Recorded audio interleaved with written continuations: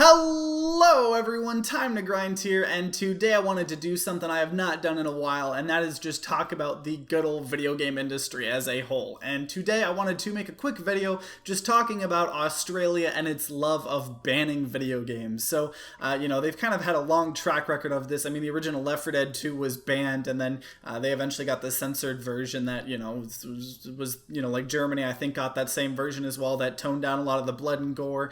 They banned the Manhunt, one of the older Rockstar games, but then again that was banned in a lot of places. They recently banned Hotline Miami 2, wrong number, and then I think it later got reversed when they appealed for the Switch version.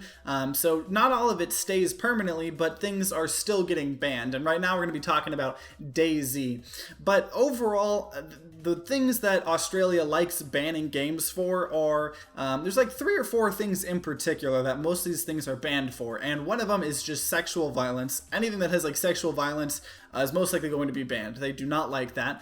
They do not like any types of like nudity or sexual acts in the first place if it's like incentivizing something.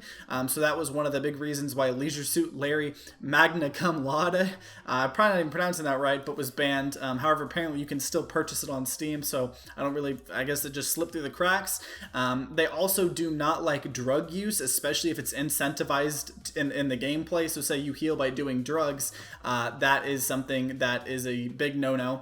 And then just the blood and gore. So it is kind of stereotypical things that are getting censored and banned. It's not like, China, where they're just banning anything that just even annoys the people over there. It's not as bad as that, but it's still pretty bad, and it has been affecting DayZ recently. So DayZ was a mod for Arma. It's been its own standalone game for a while, early access for a very long time, not have the best development cycle, and it started to get picked back up. It was starting to get worked on again, and physical release on the way, and it has been fine the entire time. Not only in the rest of the world, but in Australia as well. It's been a-okay. And just recently, while they're trying to figure out the physical release, it got banned, and most likely it was for the drug use. So you could do morphine to heal, and then there was also some files in the code apparently for cannabis, which was going to be at some point in a DLC. It wasn't even in the game at the point in time,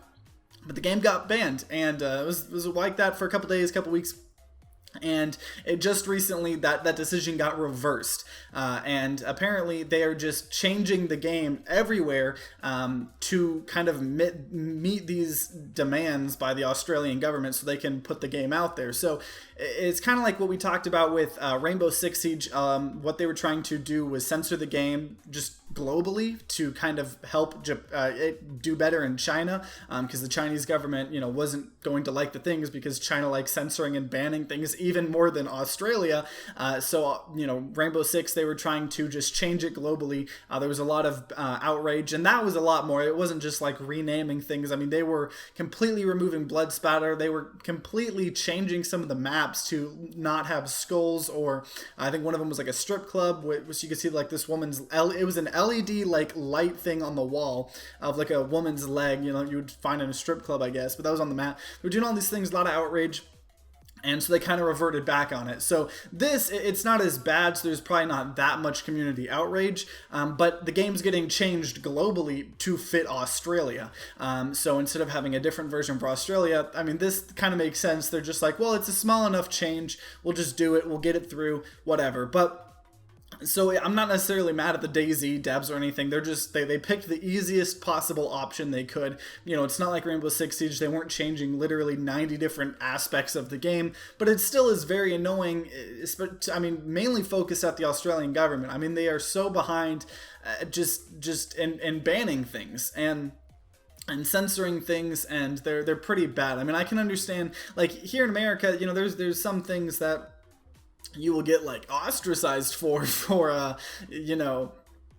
saying, you know, you'll offend a lot of people, but generally things aren't like banned or censored or anything like that, if at all. And so I don't know if I'm just, you know, just used to not things being banned, but I can't imagine just having all of these games that I want to play. You know, Left 4 Dead 2 as a kid, I was like, oh yeah, you know, let's play some Left 4 Dead, and it's like, oh, it got banned. You know, Hotline Miami 2, oh, it got banned. You know, DayZ, you want to pick up the physical, no, it got banned. Like, that seems so annoying. So there's not really much to, you know, elaborate on this topic other than just Australia, you need to get your shit together, honestly.